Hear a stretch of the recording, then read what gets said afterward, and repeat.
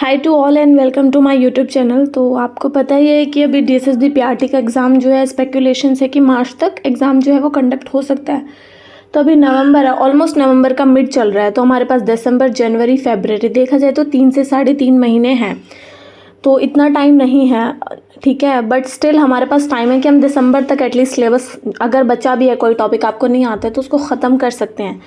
तो DSSB PRT का part भी आपको पता है कितना बड़ा है। तो जो मैंने कोर्स लिया है वो लिया है ओए पढ़ले डीएसएसबी हिमांशु सांगवान सर का, और ये उन्हीं से मैंने नोट्स बनाए गाइडेंस काउंसलिंग के। और 506 जो है वो मेरा ऑलमोस्ट आज मतलब 2 यूनिट बचती हैं, बस 3 ब्लॉक ख़त्म हो चुके हैं, ब्लॉक 4 रहता है। तो आज मेरा 506 ख़त्म हो जाएगा, फिर मैं स्टार्ट करूँगी 507। 502 है वो मैंने काफ़ी पहले किया था, और 501 बट उसको काफ़ी वापस से करना है रिवाइज़।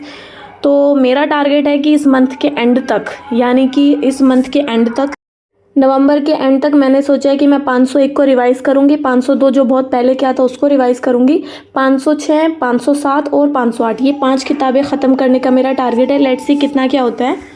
रही बात जनरल पार्ट की, तो हिंदी जो है वो मैंने कर रखी है, उसको रिवाइज़ करना है। इंग्लिश जो है मेरी ठीक ठाक है। इंग्लिश जो है वो मैं निमिषा बंसल मैम की एक प्लेलिस्ट है यूट्यूब पे, वहाँ से ग्रामर कर रही हूँ। तो इंग्लिश मेरी जो है वो 70% ऑलमोस्ट ख़त्म हो चुकी है।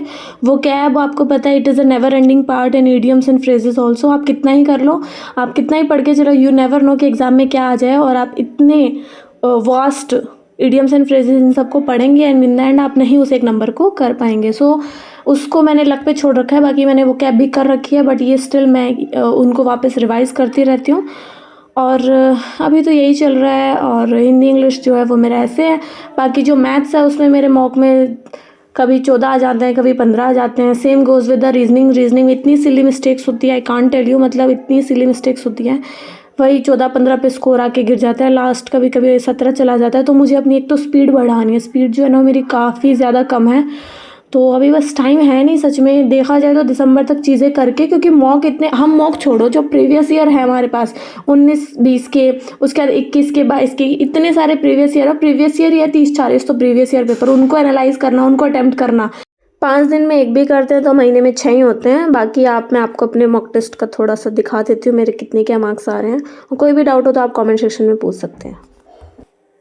एक मॉक मैंने ये लगाया था सबसे पहले प्रीवियस ईयर, मतलब तो इसमें मेरे 115 बैठे थे, तो मुझे भी समझ नहीं आ रहा है, काफ़ी कम मेरे जीके में तो मतलब, और काफ़ी कम बन रहे हैं, हिंदी इंग्लिश में ठीक बन जा रहे हैं। अभी एनआईएस पे भी काम करने की ज़रूरत है, क्योंकि बहुत ज़्यादा पढ़ना है। तो इसके बाद इग्नू के भी कुछ मॉड्यूल्स पढ़ने हैं, तो there so much to do. तो अभी तो मेरे इतने मार्क्स बने। ये जो है 7 मार्च की शिफ्ट 1 का है, ये मैंने किया था। फिर शिफ्ट, मुझे लगता है 7 मार्च की शिफ्ट ही इतनी मुश्किल थी। इसमें उसमें एटलीस्ट 115 बन रहे थे, इसमें मैं 106 पे आ गई थी, ठीक है। और उसके बाद जो शिफ्ट 3 थी उसमें मेरे मार्क्स 122 पॉइंट है, मतलब मेरे ठीक तो 134 थे, बट नेगेटिव में भी काफ़ी चले जाते हैं। बाकी तो 12,706 बच्चों ने पेपर दिया, उसमें से मेरी रैंक 483 कुछ है। मुझे तो पता ही नहीं है बच्चे मतलब 190-98 लेके कैसे आ जाते हैं, सच में मुझे तो नो आइडिया। उसके बाद फिर 7 मार्च के शिफ्ट करने के बाद तो मैंने सोचा किसी और शिफ्ट को देखूं। फिर मैंने किया ये 23 मार्च की शिफ्ट थी, इसमें मेरे वही 100, फिर अगेन 120।